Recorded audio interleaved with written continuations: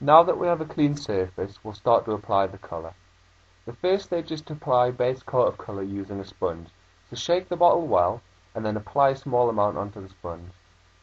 Work the colour into the leather, making sure to get all creases and pleated areas. The aim of the first coat, the base coat, is not to totally colour the leather, but rather just to apply a base covering, making sure to get into all nooks and crannies.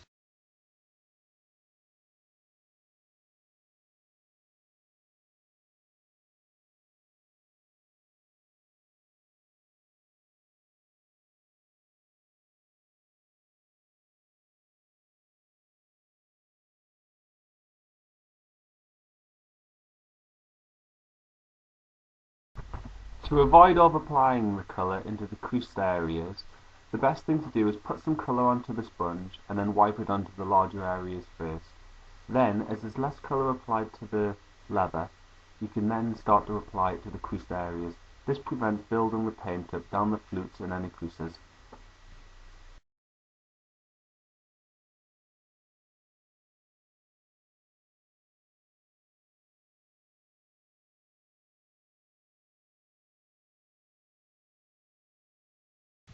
You can see that after one base coat, the finish is quite streaky and smeary, but don't worry, because as we apply a subsequent base coat and then a spray coat afterwards, this will totally even out.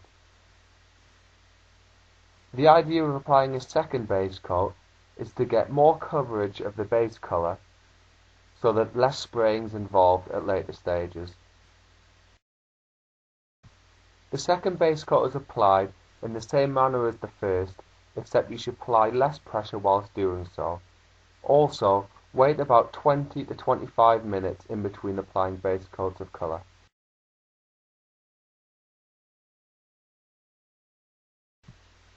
This is the type of finish you should aim to get before applying the spray coat afterwards.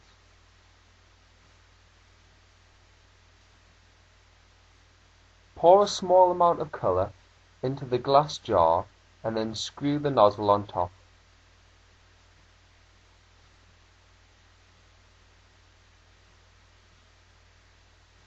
Then attach the other part of the airbrush to the jar and set the spray pattern.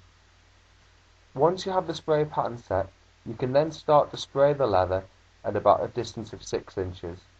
You can see that as we spray the colour on, all the streaky and smeary areas are totally removed, creating a nice, smooth, even finish. Only spray thin coats of colour onto the leather at any time. You don't want to spray over one area more than necessary, because this could just create runs or smears.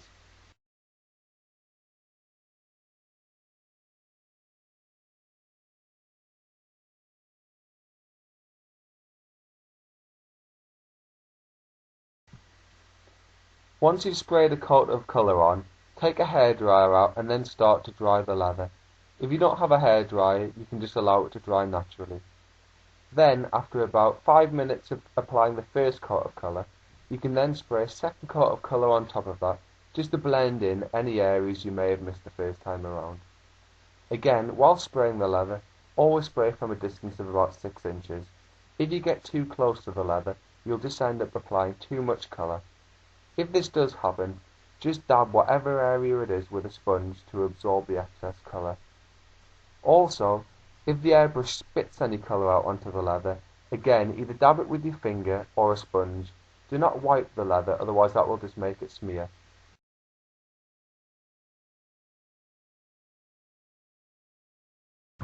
The final stage is applying a finish to the leather surface. Before spraying the finish on, wipe the leather down with a cloth just to remove any excess colour.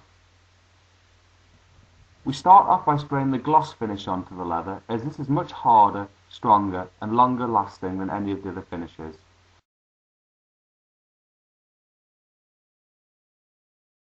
Spray slightly less on than you would when spraying the first coat of colour on, as the gloss can be quite runny. Then, as before, dry the area off with a hairdryer. Because we apply the gloss finish, it will look very shiny once it's dry. Then spray the second finish coat on, either matte or satin, depending on what you've chosen. Again, Spray one coat over the whole leather to give a good even covering, and then let it dry, or dry it with a hairdryer.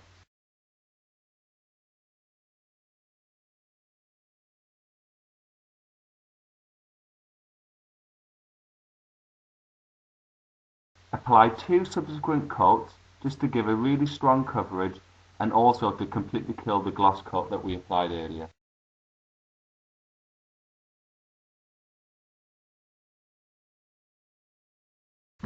You will see that the finished result looks just as leather should, very natural. Also, the coating that we applied is extremely strong and flexible and will wear and last as long as new leather would have originally. You can see that as we flex and pound the leather, it moves in the same way that a natural piece of leather would.